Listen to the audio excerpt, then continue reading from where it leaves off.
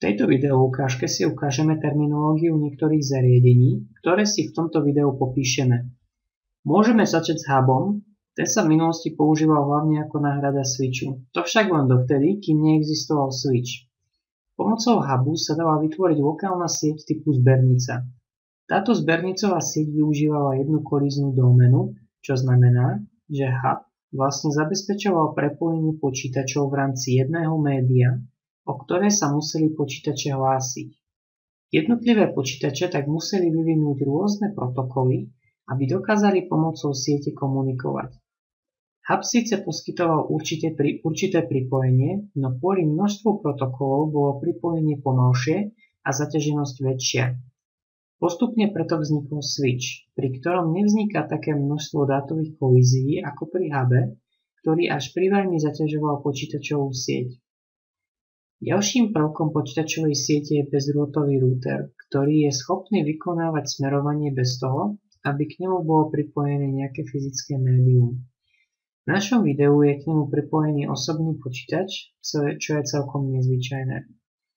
Aby vznikla komunikácia, musia byť otvorené protokoly a aktivovaný protokol CSMA, pomocou ktorého sa snažíme vyhnúť rušeniu a dátovým kolíziám.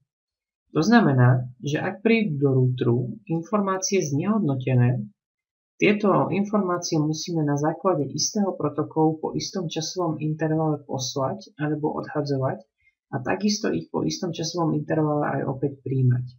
Tento protokol CSMA zabezpečuje to, že sa snažíme kolíziám vyhnúť. Ak sa už kolízia stane, použijeme CSMD. Pomocou neho sa snažíme dáta znovu získať a preposielať ich. Po videu vidíme aj viac vrstvový switch, ktorý dokáže preposielať dáta do iných sietí.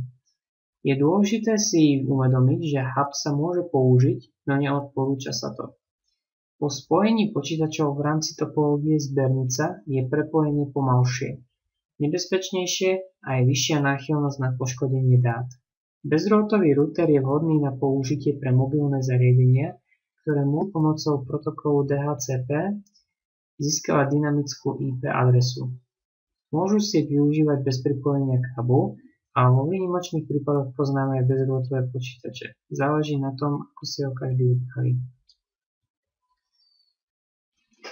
Na to, aby ale naše zariadenia vedeli na našej lokálnej sieti spolupracovať s takýmito stredovými zariadeniami, je samozrejme potrebné, aby tieto zariadenia, aby sme týmto koncovým zariadeniam nastavili ich IP adresy a aby sme stredovým zariadeniam tiež podobne nastavili ich IP adresy.